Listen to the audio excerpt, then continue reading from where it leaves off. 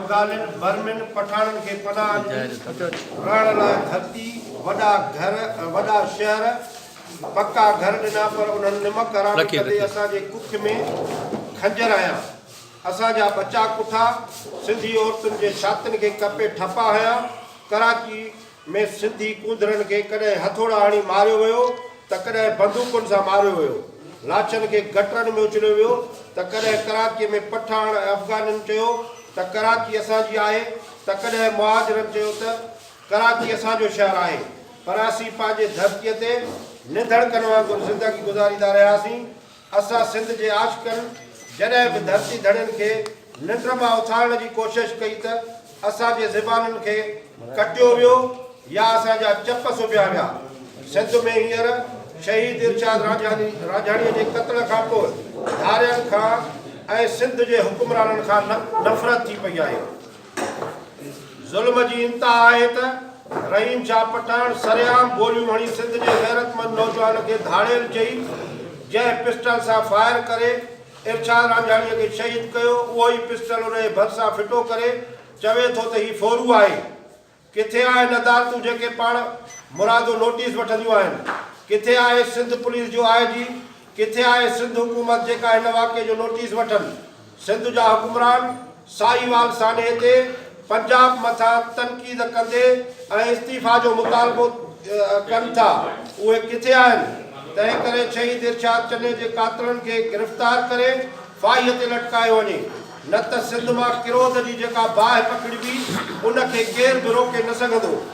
सिंध खे उन्हनि क़त्लनि खे सिंध उन्हनि क़त्लनि खे कंहिं बि सूरत में दुश्मन खे माफ़ी ॾियण जे लाइ तयारु नाहे असीं GS क़ौमी महाज़ तरफ़ां सुभाणे 10 ऐं 11 तारीख़ ते 2 ॾींहं सॼे सिंध में मुज़ाहिरनि जो ऐलान कयूं था ऐं उन खां पोइ बि जेकॾहिं कातिल गिरफ़्तार न थिया त सॼे सिंध जा रोड ऐं रस्ता बंदि करण जो ऐलान कंदासीं इलेक्ट्रिक ऐं प्रिंट मीडिया साईवाल वाक़े खे ऐं रमशा क़त्ल केस ते त हक़ सच लिखण लाइ तयारु आहे पर शहीद इरशाद राजाणीअ जे क़त्ल खे KTN ऐं कावश धाड़ेल करार ॾिनो उन जो अफ़सोस आहे छा जॾहिं हिन वाक़े जा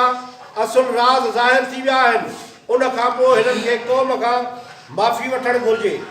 हाणे सिंधियुनि खे गॾिजी पंहिंजी धरती बचाइणी पवंदी सिंध जे शहरनि में मारियो वञे थो त ॿिए तरफ़ सिंध जा वसीला फुरिया ऐं लुटिया वञनि था उन सॼे अमल ऐं धारियनि सां गॾु उन सॼे अमल में धारियनि सां गॾु सिंध जा हुकुमरान उन्हनि सां बराबरि जा शरीक आहिनि जेके असांजे नसुल कशी करण में धारियनि जो साथ ॾेई रहिया आहिनि असीं सम्झूं था त कराची अंदरि ख़ासि करे घणे वक़्त खां वठी सिंधी टोपी ऐं अजरक पाइण ते सिंधी नौजवाननि खे क़त्ल कयो वेंदो हो उन खां पोइ जेकी नौजवान सिंध कंदा हुआ उन्हनि खे मारियो वेंदो हो उते रहंदड़ धारियो माण्हू असां अॻ में ई रड़ियूं कयूंसीं त कराची जे अंदरि अफ़गानी बर्मी बंगाली घुराए सिंधी माण्हुनि खे हिकु तरफ़ अक़लियत में तब्दील कंदा त ॿिए तरफ़ सिंधी माण्हुनि जी नस्ल कशी कंदा ऐं अॼु साॻी थो थिए सिंध जा कराची जे अंदरि जेके सिंधियुनि जा इलाइक़ा आहिनि सिपाही सिंध जे वर्कर खे क़त्ल कयो जेको सॼी उमिरि हिन धरतीअ माउ खे पंहिंजी माउ सम्झंदो रहियो ऐं उनजे हक़नि जे लाइ उनजी आज़ादी जे लाइ आवाज़ उथारींदो रहियो उनखे गोलियूं हणी सरेआम क़त्ल कयो वियो आहे असीं चऊं था त सॼी दुनिया जे अंदरि ईअं आहे त धरती धड़ियुनि खे ईअं बेगुनाह मारे ऐं उन्हनि जा जेको उन्हनि जे मथां धाड़ेलनि जो जेको आहे उन्हनि खे रंग ॾेई ऐं उन्हनि खे जेको आहे फासायो वञे उन्हनि खे मारियो वञे असीं चऊं था त हीअ सॼी सिंध जे अंदरि किरोध आहे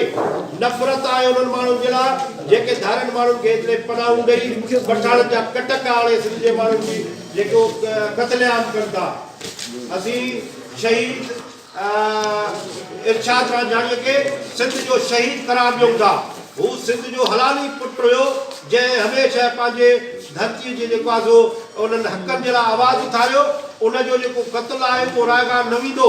ऐं सिंध जे माण्हू ख़ासि करे प्रिंट मीडिया इलेक्ट्रॉनिक मीडिया खे चवंदुसि त सिंध जो नौजवान मारिजे थो पियो उनजे लाइ सिंध जो माण्हू मारिजे थो पियो उनजे लाइ आवाज़ उथारियो उनजे लाइ सिर्फ़ु जेको आहे लफ़ाज़ी असीं पीपल्स पार्टी जेको हेॾो सारो जेको आहे वोट वठे थी सिंध मां ख़ासि करे उन्हनि खे ख़ासि करे बिलावल भुट्टो खे, ख़ासि करे उन्हनि जा जेके अॻवान आहिनि, क़यादतूं आहिनि, जेके सिंध जो माण्हू, कराची जो माण्हू वोट ॾिए थो, उहे हिन ते ख़ामोश छो आहिनि? लिफ़ाज़ी जेका आहे उहा उन्हनि जी मज़हबत जेका आहे उहा क़ाबिले क़बूल न आहे। त हू चवनि त सिंध जे माण्हुनि खे जेको हुकुल वतनी, धरती सां मोहबत कंदड़, इस्लाम दीन धर्म कहिड़ो बि मज़हब हुजे, उहो पंहिंजे धरती सां मोहबत जो, पंहिंजे धरतीअ सां वफ़ा जो सबक़ ॾिए थो। जेकॾहिं सिंध जो माण्हू असां सैयद जा पैरोकार जेकॾहिं चऊं त ही धरती असांजी माउ आहे, हिन धरती तां धारनि खे तड़े सिंध जे माण्हुनि खे हितां जा वसीला, हितां जा मालिकाना हक़, हितां जा जेके बि सोर्सिस आहिनि उहे सिंध जे माण्हुनि खे ॾियो। सिंध जो माण्हू ख़ुदकशियूं करे, सिंध जो माण्हू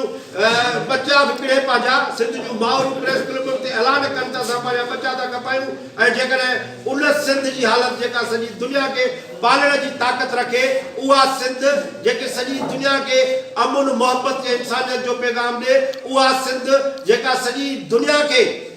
जेका पंहिंजे हिन जेका कुख मां ही गैस कढे थी, पेट्रोल कढे थी, ही कोयलो कढे थो, ग्रेनाइट पत्थर कढे थी, उहो पंहिंजी उन कुख मां, पंहिंजे छाती मां सॼी दुनिया खे पालण जी ताक़त रखे। अॼु असांजे नौजवाननि खे कराची में बेदर्जी सां धाड़ेल करे मारनि था।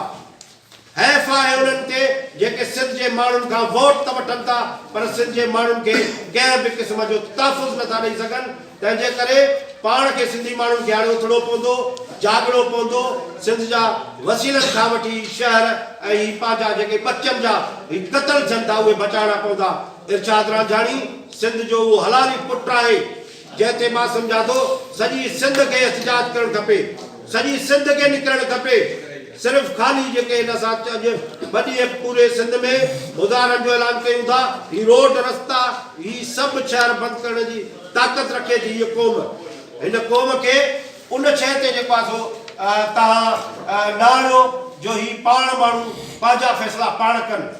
असीं सिंध जा माण्हू पंहिंजनि खे पंहिंजा क़तल माफ़ न कंदा आहियूं। असीं कबीलाई जेको आहे सो झेड़नि में पंहिंजनि जा पाण मां जेको आहे सो क़तल जेको आहे उन्हनि खे माफ़ न कया आहिनि, त कहिड़ी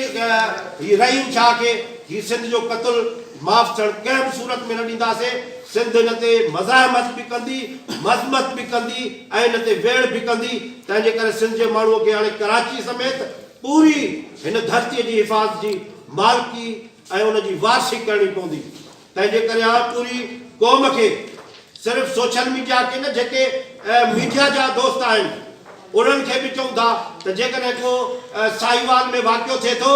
त उते हितां जा हुकुमरान चवनि था त इहा ज़्यादती आहे। उते जेको आहे सो उतां जा हुकुमरान जेको आहे सो इस्तीफ़ा ॾेई छॾनि सियासी बुग़्ज़ जे बुनियाद ते। पर सिंध जे अंदरि रोज़ानो माण्हुनि खे साड़ियो वञे थो, रोज़ानो मारियो वञे थो। रमशा जहिड़ा वाक़िया करे सिंध जे न्याणियुनि खे 13 सालनि जी न्याणी खे उन्हनि खे जेको आहे सो ज़्यादती करे उनखे शहीद करे छॾनि। उन खां पोइ हिते नंढा वॾा चोर जेकॾहिं मोटरसाइकिल जो फोरूको पकड़िजे थो त उनखे बि हाफ फ्राई या फुल फ्राई कयो थो वञे। बाइज़त नमूने सां रमशा जे उन कातिल खे पकड़े ऐं हार पाइण कंहिं बि जेको आहे तरह सही न आहे। असीं चऊं था त अहिड़नि माण्हुनि खे जेके मासूम न्याणियुनि जा कातिल आहिनि, जेके सिंध जे नौजवाननि जा कातिल आहिनि, उन्हनि खे सरेआम सज़ा ॾिनी वञे। ऐं जेके हिन धरती ते जेको बोझ आहिनि दुनिया जे मुल्कनि में उन्हनि खे धारे माण्हू खे वीज़ा उनजी सॼी छंड छाण खां पोइ ॾिनी वेंदी आहे। पर हिते जेकॾहिं कल्ह रहीम शाह आयो आहे जेको पिनंदो हिते, अॼु करोड़पति आहे, अॼु यूसी चेयरमैन लॻो वेठो आहे, सुभाणे मिनिस्टर थींदो, पर सीएम थींदो। कहिड़ी ज़्यादती आहे, कहिड़ो ज़ुल्म आहे सिंध सां? महिमान नवाज़ी कीअं में थी पए? सिंधनि खे इहा जेका आथर भाउ कईसीं उघाड़नि ऐं नंगनि जी उहा कीअं में थी पए? फौरी तौर ते रहीम शाह खे गिरफ़्तार करे उनखे सज़ा ॾियो, न त ही सिंध में जेका नफ़रत जी बाहि आहे उहा वधंदी ऐं कंहिं बि सूरत में को बि धारियो सॼी सिंध जे अंदरि जेको आहे असीं चवंदासीं त उन्हनि खे निकाली ॾियो। ऐं जेको हिकिड़े पुराणो हिते रहे थो पियो, जेको पुराणो 60 साल 70 साल खां रहे थो पियो, असीं चवंदासीं त उहे सभु उन्हनि सां ॿधल आहिनि। तंहिंजे करे कराची खां वठी कश्मीर ताईं जेको बि धारियो आहे उनखे पाबंद कयो वञे त हू कंहिं बि तौर सूरत में जेको आहे सिंध जे माण्हू सां उनजी नस्ल कशी न करे, उनजे वसीलनि जी फुल लुट न करे, उन्हनि जी नौकरीअ ते जेको आहे उनखे नौकरीअ ते कोटा न ॾिनी वञे ऐं सिंध जे माण्हुनि खे पंहिंजे आज़ादु ऐं जेको आहे अदम तशदुद जा जेके पैरोकार आहिनि सिंधी, उन्हनि खे पंहिंजे उन धरतीअ ते जेको आहे आज़ादु रहणु घुरिजे।